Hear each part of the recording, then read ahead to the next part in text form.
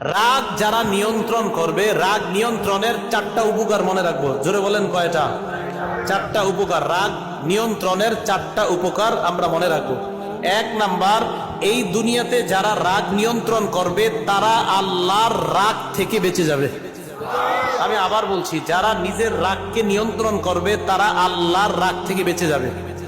একটা কিতাব আছে নাম তাখরিজুল মুসনাদ।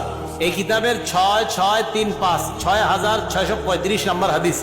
এই হাদিসের মধ্যে আসছে নবীজির সাহাবা আব্দুল্লাহ ইবনে আমর রাদিয়াল্লাহু তাআলা আনহুর বর্ণনা। তিনি বলেন, নবীজি সাল্লাল্লাহু আলাইহি সাল্লামকে আমি প্রশ্ন করলাম, ইয়া রাসূলুল্লাহ মাযা ইউবাইদুনি মিন গাদাবিল্লাহ, হুজুর আল্লাহর রাগ থেকে কোন জিনিস আমাকে দূরে রাখবে একটু বলেন, আমি আল্লাহর রাগের মধ্যে পড়তে চাই না।